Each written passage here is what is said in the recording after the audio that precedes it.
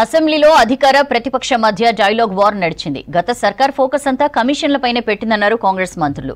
BRS హయాంలో రోడ్లపై కనీస అవగాహన లేకుండా వ్యవహరించారన్నారు. ఎక్కడ చూసినా గుంతలే దర్శనమిచ్చాయన్నారు. కాంగ్రెస్ అధికారంలోకి వచ్చాకనే రోడ్లు బాగు చేస్తున్నామన్నారు కాంగ్రెస్ సభ్యులు.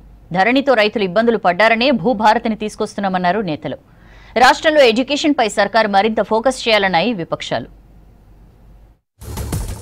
నాలుగో రోజు అసెంబ్లీలో వాడివేడి చర్చ జరిగింది. ప్రారంభంలోనే మాజీ మంత్రి హరీష్, మంత్రి కోమటిరెడ్డి మధ్య డైలాగ్ వార్ నడిచింది. 10 ఏళ్లలో బీఆర్ఎస్ సర్కార్ ధ్యాసంతా కమిషన్ల మీదనే ఉందని విమర్శించారు మంత్రి కోమటిరెడ్డి. ఇరిగేషన్ మినిస్టర్గా మామచాటు అల్లుడిగా హరీష్ రావు 1000 కోట్లు సంపాదించారని ఆరోపించారు. దీనిపై అభ్యంతరం వ్యక్తం చేశారు హరీష్ రావు. ఆధారాలు లేకుండా తనపై సభలో అవినీతి ఆరోపణలు ఎలా చేస్తారని ప్రశ్నించారు. వీళ్ళు 10 ఏళ్లలో చేసింది ఏమీ లేదు అధ్యక్ష. చేసిన 99% అట్లా చెప్పడానికి కూడా కొంచెం అధ్యక్ష వీళ్ళ ఒక నిమిషం అధ్యక్ష 99% అయిపోతే మాకు పనే లేదు అధ్యక్ష. ఇప్పుడు దయచేసి మీ ద్వారా అఫ్ కోర్స్ మీరు కూడా 2 సార్లు నేమ్ చేసిండ్రు. ఒక మంత్రిని స్పీకర్ గారు నేమ్ చేసే పరిస్థితి వచ్చిందంటేనే ఆ మంత్రి అవమానంగా ఫీల్ కావాలి. ఎందుకంటే ఎలియా మినిస్టర్ పోయి పక్కన కూర్చొని అంగిబట్టి గుంజినా కూర్చుంటలేడు ఆయన పరిస్థితి అది. రాష్ట్రంలో రోడ్ల దుస్థితిపై అధికార ప్రతిపక్షాల మధ్య వాగ్వాదం జరిగింది. బీఆర్ఎస్ హయాంలో రోడ్లపై అడుగడుగునా గుంతలే ఉండేవన్నారు మంత్రి కోమటిరెడ్డి వెంకటరెడ్డి. రోడ్లపై కనీస అవగాహన బీఆర్ఎస్ కు లేదన్నారు కోమటిరెడ్డి. ప్రభుత్వం చెప్పేవి అవాస్తవాలన్నారు మాజీ మంత్రి వేముల ప్రశాంత్ రెడ్డి. ప్రజలకు ఇచ్చిన మాట ప్రకారం ధరణి పోర్టల్ను బంగాళాఖాతంలో పడేశామన్నారు మంత్రి పొంగులేటి శ్రీనివాసరెడ్డి. ధరణి పోర్టల్ స్థానంలో భూభారతి చట్టాన్ని తీసుకొస్తున్నామని వివరించారు. అసెంబ్లీలో 2024 భూభారతి బిల్లును మంత్రి పొంగులేటి అసెంబ్లీలో ప్రవేశపెట్టారు. ఆర్ఓఆర్ చట్టం 2020 ప్రక్షాళన చేసి భూభారతి తీసుకువచ్చామని చెప్పారు మంత్రి. తెలివి లేని ఆ దద్దమ్మలు, ఆలోచన లేని ఆ మూర్ఖులు ఈ ధరణి చట్టాన్నట బంగాళాఖాతంలో వేస్తారట. మీరు బంగాళాఖాతంలో వేస్తున్న పార్టీని, ఆ వ్యక్తులని బంగాళాఖాతంలో వేయమని అనేక వేదికల మీద అనేక సందర్భాల్లో ఆ గౌరవ మాజీ ముఖ్యమంత్రి గారు సంబోధించారు. అధ్యక్ష, ఏదైతే ఇందిరమ్మ రాజ్యం తెలంగాణ రాష్ట్రంలో వచ్చిన దాంట్లో 4 కారణాలుంటే ప్రధానమైన కారణం ఈ ధరణి. భూభారతి బిల్లు ప్రవేశపెట్టిన వెంటనే సభలో చర్చ ప్రారంభించడంపై అభ్యంతరం తెలిపాయి విపక్షాలు. కనీసం బిల్లులో ఏముందో కూడా తమకు తెలియకుండా ఎలా చర్చలో పాల్గొనాలని చెప్పారు. కనీసం ఒక్కరోజైనా గడువిస్తే బిల్లుపై తాము ప్రిపేర్ అయ్యేందుకు అవకాశం ఉంటుందని తెలిపారు విపక్ష సభ్యులు. అయితే గత బీఆర్ఎస్ తెచ్చిన రూల్స్ తోనే సభను నడుపుతున్నామని చెప్పారు మంత్రి శ్రీధర్ బాబు. బేసికల్ గా మన శాసనసభ అంటేనే శాసనాలు చేసే సభ. మన ప్రాథమిక పనే చట్టాల రూపకల్పన. 2 రోజుల ముందు బిల్లు కాపీలు సభ్యులకు ఇవ్వకపోతే ఏ మెంబర్ అయినా లేచి అబ్జెక్షన్ చెప్పొచ్చు అని మన రూల్ బుక్ చెప్పింది. లేస్తే మాట్లాడితే మా ఎలియా మినిస్టర్ రూల్ బుక్ పెట్టుకొని మాట్లాడతాడు. మీరు బుల్డోజ్ చేస్తాము, మా ఇష్టం చేస్తామంటే మేము వెళ్ళిపోతాం. మరిగా మేము ఇంకా ప్రజాస్వామికంగా ఉండాలని we are going by the rule book which is been prepared by them. వాళ్ళు ప్రిపేర్ చేసింది వాళ్ళే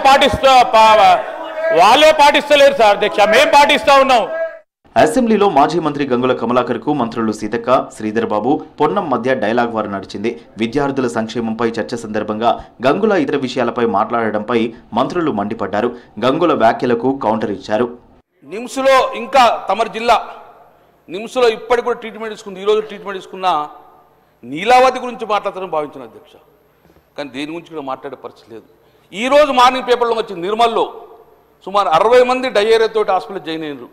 దాని నుంచి మాట్లాడలేదు. నేను గౌరవ శాసనసభ్యులని కమలాకర్ నేను కోరుతా ఉన్నాను, విత్డ్రా చేసుకోండి. అది it is a healthy president కాదండి. వ్యక్తిగతంగా ఏది మాట్లాడినా కానీ ఇంకో సభ్యులు లేచి ఇంకో విషయంలో వ్యక్తిగతంగా మాట్లాడే అవకాశం ఉంటుంది. మీకు పిల్లలకు మీద ఇంట్రెస్ట్ లేదా? విద్యకు గత 10 ఏళ్లలో చేయనిది ఏడాదిలో చేసి చూపామన్నారు ఎమ్మెల్యే ఎన్ఎం శ్రీనివాసరెడ్డి. ప్రజాప్రభుత్వం సామాన్యులకు అండగా నిలుస్తోందన్నారు. కేసీఆర్ 10 ఏళ్లు అధికారంలో ఉండి గురుకులాలకు సొంత భవనాలు కట్టలేదన్నారు ఎన్ఎం. 60% గురుకులాలు అద్దె భవనాల్లో ఉన్నాయన్నారు. 22 లక్షల కోట్ల బడ్జెట్ పెట్టుకున్నారు, చాలా గొప్పగా చేసినామని చెప్తా ఉన్నారు, ఉదాహరణలతో సహా చెప్తా ఉన్నారు. మరి చిన్న చిన్న పనులు ఎందుకు చేయలేదు అంటే వీళ్ళు సామాన్యుల పక్షాన ఏ రోజు కూడా లేరు అధ్యక్ష, బలవంతుల పక్షాన్నే ఉన్నారు. కానీ బట్ ఫర్ చేంజ్ ఈ గవర్నమెంట్ వచ్చిన తర్వాత సామాన్యుని పక్కన నిలబడడం అనేది ఏందో ప్రపంచానికి తెలంగాణ ప్రజలకు మేము చాటి చెప్పినాం అధ్యక్ష. ప్రభుత్వ హాస్టల్స్ లో కాంగ్రెస్ సర్కార్ డైట్ కాస్మెటిక్ ఛార్జీలు పెంచినందుకు ధన్యవాదాలు తెలుపుతున్నామన్నారు బీజేపీ ఎమ్మెల్యే రాకేష్ రెడ్డి. కానీ ఇంకా చాలా వసతి గృహాలు, గురుకులాలు, స్కూల్స్ లో ఎక్కడి సమస్యలు అక్కడే ఉన్నాయన్నారు రాకేష్ రెడ్డి. ఒక్కటి మాత్రం చెప్తున్నాను అధ్యక్ష, రాష్ట్ర ప్రభుత్వానికి మాత్రము నా మనస్ఫూర్తిగా ధన్యవాదాలు తెలుపుతున్నాను. 40% డైట్ ఛార్జీలు, 200% కాస్మెటిక్ ఛార్జీలు మనస్ఫూర్తిగా చెప్తున్నాను అధ్యక్ష. నేను కూడా మొన్న అన్నం తిన్నాను పెరికిట్లో, చాలా బాగా అనిపించింది అధ్యక్ష. రాజకీయాలకు అతీతంగా మాట్లాడుతున్నాను, కానీ ఇంకా ఎక్కడి సమస్యలు అక్కడనే ఉన్నాయి. రాష్ట్రంలో విద్యారంగాన్ని మరింత మెరుగుపరచాల్సిన అవసరం ఉందన్నారు ఎంఐఎం ఎమ్మెల్యే అక్బరుద్దీన్ ఓవైసీ. ప్రభుత్వం కృషి చేస్తున్నా నిర్లక్ష్యం మాత్రం కనిపిస్తోందన్నారు. ప్రధానంగా కొన్ని బాలికల పాఠశాలల్లో నీటి వసతి లేకపోవడం బాధాకరమన్నారు అక్బరుద్దీన్. कि ऐसे गलतियां करे बोलकर आवाम इनको यहाँ भेजी और आपको वहां भेजी. अगर आप भी इन्हें जो करे थे बोलकर वही करेंगे तो फिर आप भी बहुत जल्दी फिर वहां से हट जाएंगे. प्लीज. సభలో బీఆర్ఎస్ సభ్యుల తీరుపై సీరియస్ అయ్యారు స్పీకర్ ప్రసాద్ కుమార్. పదే పదే సభా కార్యక్రమాలకు అడ్డు తగలడంపై అసహనం వ్యక్తం చేశారు. సభలో ఏ సభ్యుడైనా రూల్స్ ప్రకారం నడుచుకోవాలన్నారు. ఇక బీఆర్ఎస్ ఎమ్మెల్యే కౌశిక్ రెడ్డి నినాదాలను తప్పుబట్టారు స్పీకర్. ఇష్టం వచ్చినట్టు వ్యవహరిస్తే సభ నుంచి సస్పెండ్ చేస్తామని హెచ్చరించారు స్పీకర్.